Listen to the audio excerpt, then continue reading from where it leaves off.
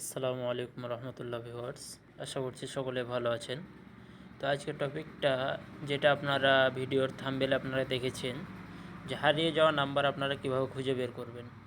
তো থাম্বনেলের উপরে একটা লেখা দেখেছেন অবশ্যই যে 5 বছর আগেরও আপনারা হারিয়ে যাওয়া নাম্বারটা আপনারা আবারও খুঁজে পেতে পারেন। তো হ্যাঁ বন্ধুরা, এটা একদম সত্য কথা।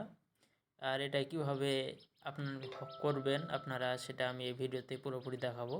ভিডিওটা দয়া করে কেউ স্কিপ করবেন না।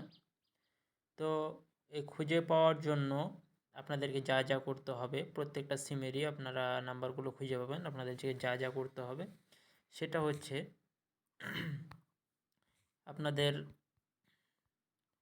এই যে অ্যাপসটা দেখছেন, এই অ্যাপসটা কিন্তু কারো অজানা না। আমি জিপি সিম ব্যবহার করি, কারণ এই জিপিতে দেখাচ্ছি।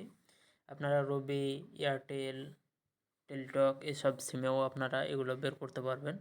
তো কীভাবে বের করতে পারবেন আমি জিপি দিয়ে শুরু করছি, তারপরে অন্যান্যগুলো দেখাবো। তো মাই জিপি থেকে কীভাবে বের করবেন সেটা দেখানোর জন্য আমি জাস্ট মাই জিপিতে একবার ক্লিক করছি।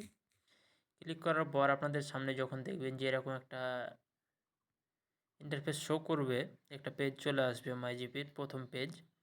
তো প্রথম পেজের পরে আপনারা দেখতে পাবেন যে এখানে নিচের দিকে 5টা অপশন আছে। একটা আছে হোম, একটা আছে অফার, একটা আছে এক্সপ্লোর, একটা আছে সার্ভিস এবং আরেকটা আছে অ্যাকাউন্ট।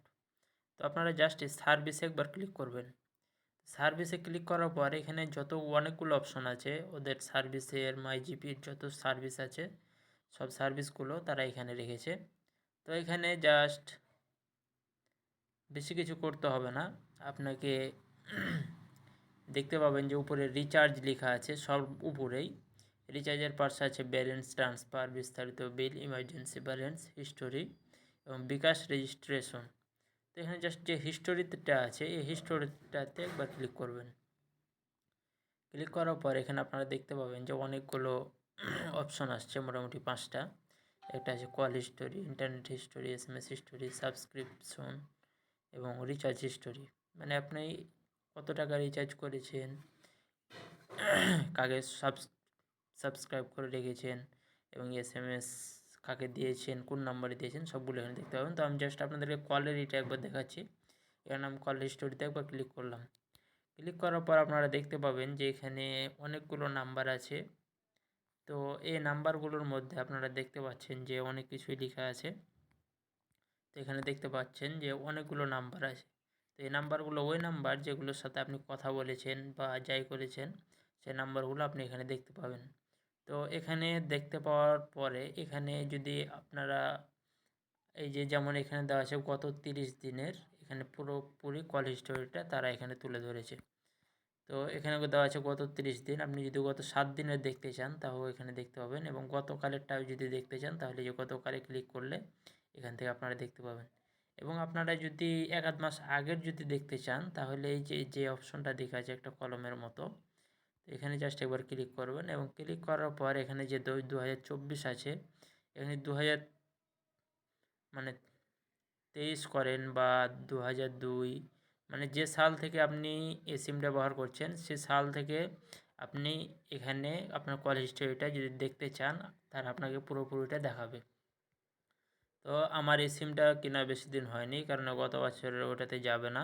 তো 2023 সালের এটাতে আমি দেখছি, দেখেন আমার এখানে কিন্তু কোনো দেখাচ্ছে না।